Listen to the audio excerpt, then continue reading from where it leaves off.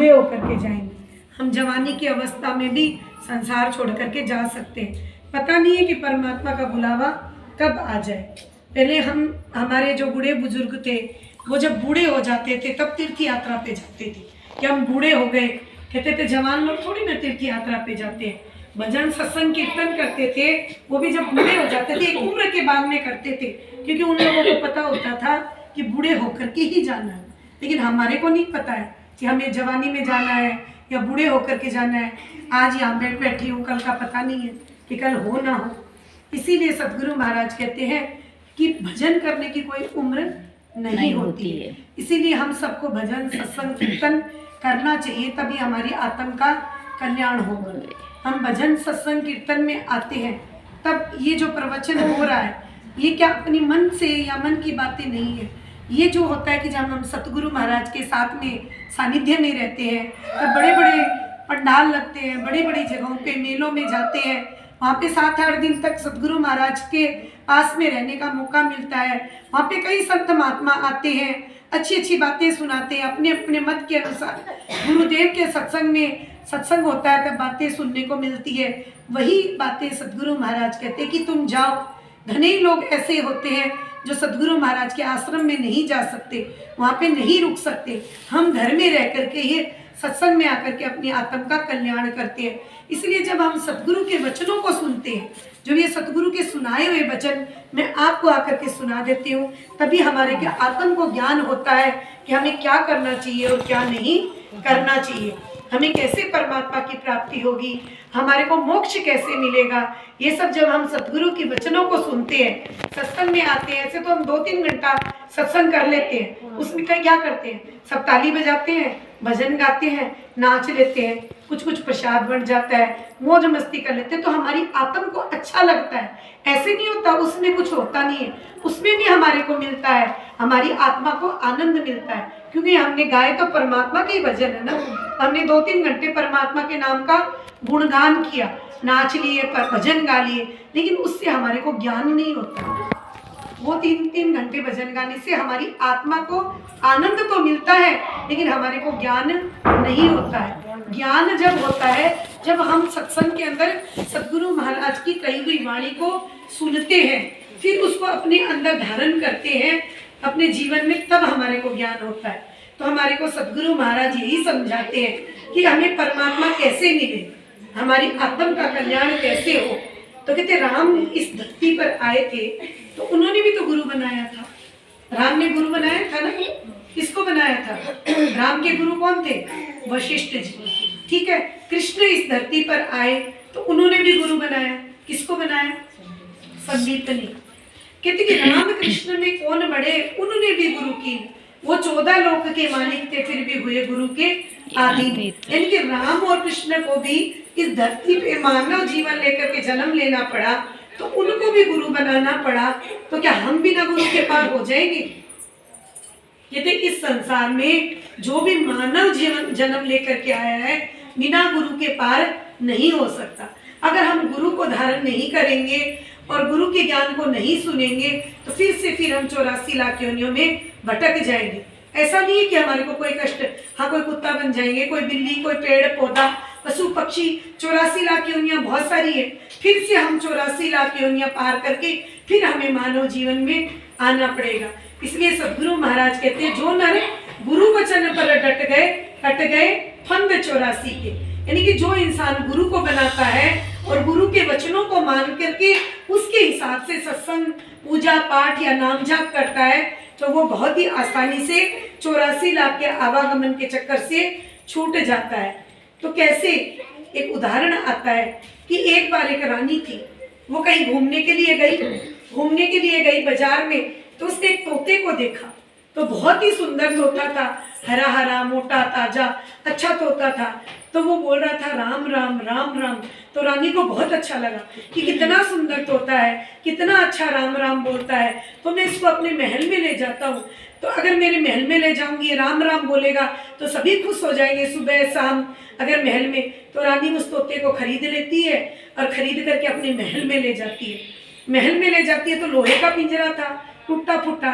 तो अब क्या करती, रानी के महल में अगर पिंजरा लगे तो लोहे का टूटा फूटा पिंजरा तो अच्छा नहीं लगता ना। तो उसने एक सोने का पिंजरा बनाया बहुत ही सुंदर, और उसके अंदर उस तोते को डाल दिया और महल के बीचों बीच लटका दिया। अब रानी आती जाती बोलती राम राम राम राम, तोता बोलता राम राम राम राम। कोई भी लोग आते जाते महल में इधर उधर काम करने वाले, हर रानी को बोलते, तोते को बोलते राम राम राम राम, तो तोता भी बोलता राम राम। तो सारे तोते को देख करके बहुत खुश होते, और तोता भी पिंजरे के अंदर कभी इधर उछल कूद करता, कभी उधर उछल कूद करता, कभी उसको काजू खाने को मिलते, कभी किशमिश खाने को मिलती, कभी अच्छे अच्छे फल खाने को मिलते, क्योंकि रानी के महल में जो था। तो एक दिन रानी ने कथा का आयोजन करवाया अपने महल के अंदर, पंडित जी को बुलाया, बाहर से कथा का आयोजन कराया। तो रानी के महल में जब कथा हुई तो दूर दूर से लोग आने लगे कथा सुनने के लिए। अब पंडित जी आए, बहुत बड़ा पंडाल लगा, वहीं तोते को भी रख दिया पिंजरे को, और सारे पंडित जी कथा की, और राम जी की कथा करी पंडित जी ने, बहुत सुंदर कथा, 5-6 दिन की 7 दिन की कथा थी। अब कथा पंडित जी बोले, कथा करके लास्ट में पंडित जी बोलते हैं राम राम बोलो बंद कटेंगे, राम राम बोलो बंद कटेंगे। जब पंडित जी ऐसा बोलता है तो तोता बोलता है कि पंडित झूठ बोलता है, पंडित झूठ बोलता है। तो पंडित जी को बहुत गुस्सा आता है कि तोता ऐसे कैसे बोला, कि पंडित झूठ बोलता है, पंडित झूठ बोलता है। फिर पंडित जी बोलता है राम राम बोलो बंद कटेंगे, राम राम बोलो बंद कटेंगे। तो फिर से तोता बोलता है पंडित झूठ बोलता है, पंडित झूठ बोलता है। तो पंडित जी कहते कि रानी के महल में कथा करने आया हूँ, भी मैंने तो सोचा कि इतने बड़े बड़े सेठ साहूकार आएंगे तो वो लोग और भी कथा करवाएंगे रानी के महल में, अच्छी कथा होगी, तो सारा काम तो इस तोते ने चौपट कर दिया। अब मैं तो बोलूँ राम राम बोलो बंद कटेंगे, लेकिन ये तोता बोलता है पंडित झूठ बोलता है। अब मैं क्या करूँ? ठीक है ना, तोता है, पक्षी है बेचारा, आज बोल दिया होगा, कल कथा में नहीं बोलेगा। अब अगले दिन भी पंडित जी कथा करते हैं और लास्ट में बोलते हैं कि राम राम बोलो बंद कटेंगे। तो तोता बोलता है पंडित झूठ बोलता है, पंडित झूठ बोलता है। अब पंडित जी को चिंता हो गई कि अगर तोता 7-8 दिन तक ऐसे ही बोलता रहेगा तो कौन दक्षिणा चढ़ाएगा, कौन ये करेगा, कौन मेरी बात को मानेगा? अभी सारे ही कहेगा पंडित झूठ बोलता है, तोता बोलता है पंडित झूठ बोलता है। तो पंडित जी को चिंता हो गई, वो अपने गुरुजी के पास में गए कि गुरुजी ऐसे ऐसे रानी के महल में कथा करने का अवसर मिला और वहाँ पे एक तोता है। अब कथा करके मैं लास्ट में बोलता हूँ कि राम राम बोलो बंद कटेंगे, तो तोता बोलता है पंडित झूठ बोलता है, पंडित झूठ बोलता है। अब मैं क्या करूँ? तो गुरुजी कहते हैं कि ठीक है, कोई बात नहीं है, कल की कथा में मैं तेरे साथ चलूंगा। तो बोलते ठीक है गुरुजी, कल की कथा में साथ चलना। अब कहते कि पंडित जी के साथ में उनके गुरुजी भी जाते हैं आज कथा में रानी के महल में। सारे जने खुशी थे कि आज पंडित जी के गुरुजी भी कथा में आएंगे। अब जैसे ही पंडित जी गुरुजी को लेकर के कथा में पहुंचे तो गुरुजी बोले कि कहाँ है वो तोता, मेरे को भी दिखाओ। जब तोते के पास में ले गए तो बोले कि पंडित जी आप कथा करो, मैं आ रहा हूँ अभी। तोते को देखा, तोते से मिले और जाकर के गुरुजी वहाँ पे बैठ गए कथा में, और पंडित जी भी कथा करने लगे। अब पंडित जी ने कथा कर ली, पंडित जी के मन में वही था कि भी मैं बोलूँगा तो तोता क्या बोलेगा। लेकिन आज पंडित जी कथा करी और करके लास्ट के अंदर पंडित जी बोले कि राम राम बोलो बंद कटेंगे, राम राम बोलो बंद कटेंगे। तो आज तोता कुछ नहीं बोला, आज तोता कुछ नहीं बोला। तो सबको हो गया, भाई सबकी नज़र तोते की तरफ ही थी कि तोता कुछ बोलेगा। तो फिर पंडित जी कहते हैं राम राम बोलो बंद कटेंगे, लेकिन तोता कुछ नहीं बोला। सारे जने तोते की तरफ देखने लगे तो क्या देखा कि तोता पिंजरे में बेहोश पड़ा है, तोता पिंजरे में बेहोश पड़ा है। तो सारे जने गए, रानी देखी, अरे पंडित जी देखा कि अरे आज तोते को क्या हो गया, ये बेहोश कैसे हो गया। तो सारे जने आए, रानी आई, थोड़ा पानी वानी छिड़का, फिर भी तोते ने आंखें नहीं खोली। फिर रानी ने देखा कि अरे ये क्या हो गया, तो पिंजरे का गेट खोला, धीरे से गेट खोला, तोते को बाहर निकाला ऐसे हाथ में, भी क्या हो गया तोते को आज। तो जैसे ही रानी ने हाथ में लिया तोते को, तोता उड़ करके फूल, एक पेड़ था उसके ऊपर जाकर के बैठ गया। तो बोले कि अरे ये क्या, तो बोले कि पंडित जी, तो बोले कि तोता भाई ये क्या किया तुमने, रोज तो बोलता था कि राम राम बोलो बंद कटेंगे, तो तू बोलता था झूठ बोलता, ये क्या नाटक है आज। तो बोले पंडित जी राम राम बोलो बंद नहीं कटेंगे, गुरु की आज्ञा पर चलो ना तो बंद कटेंगे। बोले वो कैसे?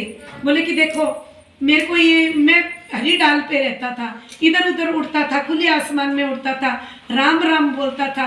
तो कहते ये शिकारी आया और मैं राम राम बहुत अच्छा बोलता था, इसीलिए इसने मेरे को पकड़ लिया, पकड़ करके लोहे के पिंजरे में घाल दिया, और मैं राम राम अच्छा बोलता था इसलिए उसने बाजार में बिकने के लिए छोड़ दिया। फिर ये रानी आई बाजार के अंदर और देखा कि मैं बहुत अच्छा राम राम बोलता हूँ, तो ये रानी मेरे को खरीद करके लाई और कहते कि लोहे के पिंजरे में था और राम राम बोलता था, इसके सोने के पिंजरे में बंद कर दिया। देने तो अच्छा अच्छा खाने के लिए थी, लेकिन मैं उड़ तो नहीं सकता था आसमान में, हरे हरे फल खाता था, आजाद रहता था। लेकिन जैसे ये रानी आई तो इसके सोने के पिंजरे में बंद कर दिया। फिर तुम आए कथा करने के लिए, तुम बोले कि राम राम बोलो बंद कटेंगे। मैंने कहा राम राम बोलो बंद कहाँ कटेंगे, मैं राम राम बोला था तो बंधन भी आ गया। पहले लोहे के पिंजरे में आया, फिर सोने के पिंजरे में आ गया। फिर तुम बोला कि राम राम बंद कटेंगे, तो मैं बोला तू झूठी तो बोलता है, कहाँ बंद कटे, मैं तो और बंधन में आ गया। तो बोले कि तू ऐसे नाटक क्यों किया। तो बोले ये तुम्हारे गुरुजी आए ना, तो मेरे पास में आए, इन्होंने बोला कि तू ऐसे क्यों बोलता है, तू राम राम बोलो बंद कटेगा तो पंडित झूठ बोलता है। तो बोला गुरुजी पंडित झूठी तो बोलता है। पंडित जी ने बोला कि भाई मैं पहले लोहे के पिंजरे में आया, राम राम बोला, तो फिर सोने के पिंजरे में, मेरे बंधन कहाँ कटे, मैं तो और बंधन में आ गया। तो गुरुजी बोले कि तुम एक काम करना, आज जब पंडित जी बोले ना राम राम बोलो बंद कटेंगे, तो तुम बेहोश होने का नाटक करना, और रानी जैसे ही तुम्हारे को पिंजरे से निकाले तो तुम उड़ जाना। तो देखो गुरु, ये गुरु आए, इनकी बातों पे मैं आया, इनकी बात को सुना, तो आज मैं पिंजरे में से उड़ गया, मेरे बंधन कट गए और मैं हरी हरी डाल पे बैठा हूँ, अब मैं तुम्हारे हाथ नहीं आने वाला। तो फिर राम राम बोला तो मैं बंधन भी आ गया, लेकिन मैं इन गुरुजी की बात को माना, तो कहते आज मैं इस पिंजरे से आजाद हो गया।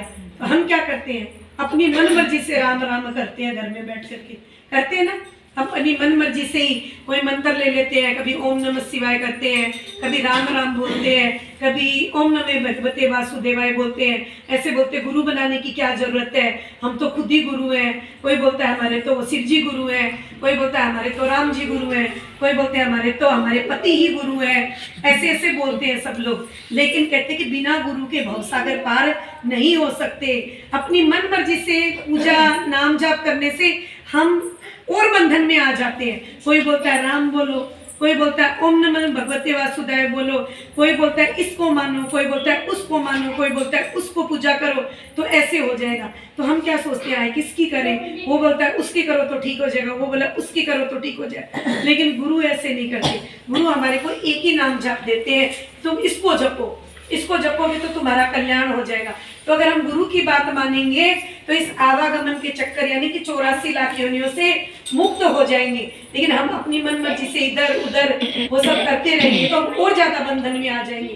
तोता का क्या हुआ, अपनी मन मर्जी से राम राम बोला तो कभी लोहे में कभी सोने के पिंजरे में आ गया, लेकिन गुरु की बात मानी तो आवागमन के चक्कर से वो पिंजरे से छूट गया, है ना।